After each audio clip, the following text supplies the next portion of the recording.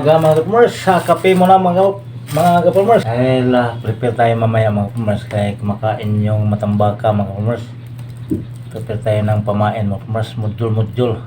Ibig sabihin na iba-iba ating gagawing pamain mga kapamers. May pangluloko at saka yung may pamain.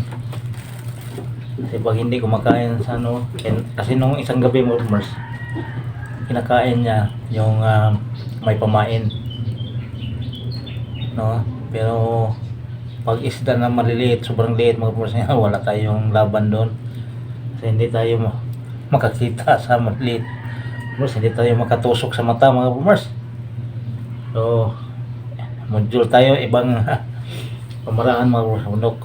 Kita ko lang mamaya mga kapamers yung prepare ko. Prepare natin yung ating panglaot mamaya gabi, para pang gabi mga kapamers. Araw kami mga kapamers, wala na kaming mahuhuli dito sa tabi sa amin. Araw malayo yung mga kawan mga kapamers. So yung pang-araw namin na panghuli, walang gamit yung stamre or untog or bira-bira mga kapamers.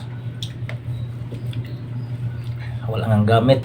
Sa gabi naman wala na din yung malalaking makiril. Merong mga ilan-ilan lang na makahuli. Sa akin na 2 bisis na ako ilang bisis na walang huli. Halos mag-isang buwan mga kapamers wala akong huli. Nung isang araw isang piraso lang. Tapos yung ating pamain mga farmers, talo tayo. Pag isang piraso 50 pesos yung pamain mo, wala. Talo. Kung zero talaga wala. Para kang pupunta doon sa sabungan mga farmers, talo lagi. Yun kailangan na mag-module mga farmers. Ibig sabihin module ang tawag sa amin sa laot. Mayroong ang iba-ibang ihulog para magka ka ng isda, makahuli ka ng isda. Kailangan mayroon kang pang makiril, ang tawag sa amin ng bulga na malalaki. Mayroon kang pang matambaka or tamarong sa amin. Mayroon kang diwit or langkoy sa amin mga farmers, o yung mga pula na isda na doon sa ilalim. Minsan mayroon na tayong mahuli dyan kasi pag wala yan, ang kumakain mga punok ay mga tikong, butiti. Putulin yung mga kawil mo, problema pa, panay pa ang ulan. So, pasensya na mga farmers, wala na tayong upload dun sa ating bukid mga farmers. Ilang buwan na tayo na hindi nakaakyat. Siguro pag may time bibisitahin ko yung ating abaka mga farmers. Hindi na natin nabisita. Mayroon tayong mga saging doon, wala na, naubos na sa mga ibon mga farmers. Kasi yung ating motor mga farmers hindi na doon makaakyat. Grabe ang dulas mga farmers, panay ang ulan. Okay lang dito sa laot kasi pag mayroon kang jacket or pwede, pero doon sa bukid sobrang lamig mga farmers. A few moments later. Gawa na tayo ng iba-ibang paraan ito mga farmers. I-explain ko na sandali mga farmers. Ito ay balahibo ng manok. Nirebitihan natin ng kristalit mga farmers. So iba ito, ibang gawa ito, iba din dito mga farmers. Ito may pamain ito mga farmers. Ang pamain natin dito ay pusit at saka mayroon niyang mata-mata mga farmers. So makikita pag dilim, gabi kasi mga farmers, nagamit natin sa gabi. So makikita niyan kasi mayroong amag, mayroong reflector mga farmers. Pinapailaw natin bago natin ihulog yan. At ito naman ng mga kapamers, gabi pa rin, mayroon pa rin yung reflector na ilagay mga kapamers. Ayan,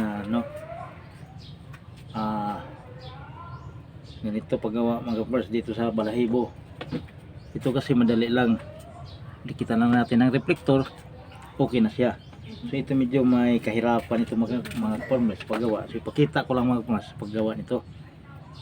Okay, so yung rebite natin, mayroon tayong rebite na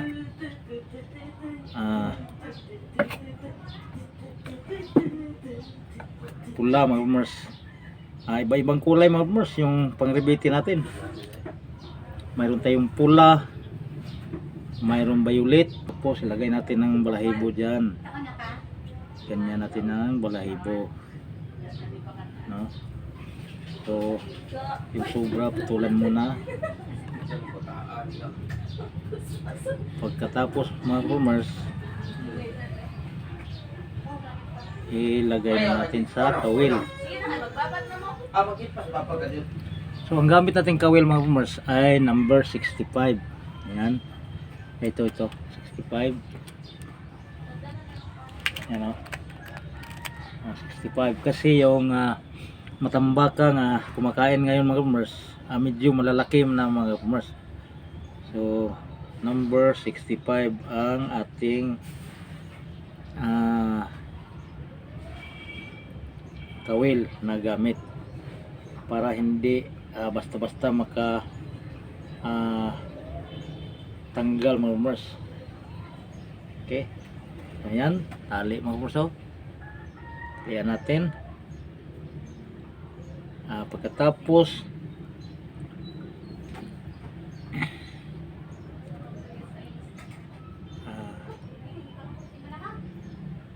gamit ko na hilo mga kapamers o tanod ay pula, yung pinakaulo-ulo niya mga kapamers. Ayan, yan na, ganyan na ang forma.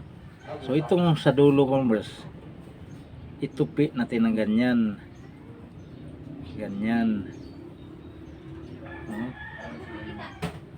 Tingnan mo kapamers, tingnan natin ano ba?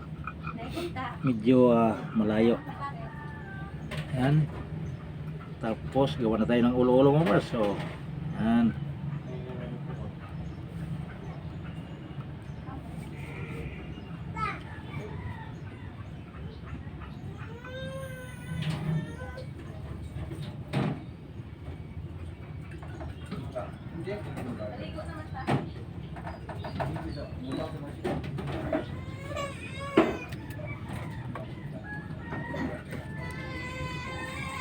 Diba mga kapamers? Ayan, no? Tapos na. So hindi pa nalagyan ng kwambot mga kapamers at saka yung amag o reflector mga kapamers, katulad nito mga kapamers. Lagyan na natin ng reflector ito. Mayroon reflector, mayroon siyang amag. So ito wala pa. So pag lagay natin ng kwambot, doon natin iniipit yung reflector. Ayan, no? O diba? Okay. So yan ang gamit natin na balahibo ng manok mga kapamers, at nirebitihan natin ng kristalit na pula. Color mga kapamers yung ilagay natin. Okay. Ito din mga kapamers, ganun din sa matambaka din natin ginagamit sa gabi. Kasi pag doon sa maramihan ng kawil, kung hindi kakain, ito single mga kapamers, at saka mayroon itong reflector na malaki dun sa dulo. So hindi ko lang maipakita sa inyo mga kapamers dahil nandoon na sa ating bangka, nandoon na naiwan doon may reflector. Pero ang kawil natin na gamit mga kapamers, pwede number 4, pwede number 6, 4 or 6. Kailangan maliit mga kapamers, yung hindi mapapansin ng matambaka ang ating kawil, kasi hindi kakain mga kapamers pag klarong-klaro niya yung kawil natin. So maliliit. Okay, so kung mayroong mga malalaki na isda na kumakain, talaga mapuputol mga kapamers, lalo na sa diwit, no? Napuputol mga kapamers. Hanggang dito lang muna mga kapamers.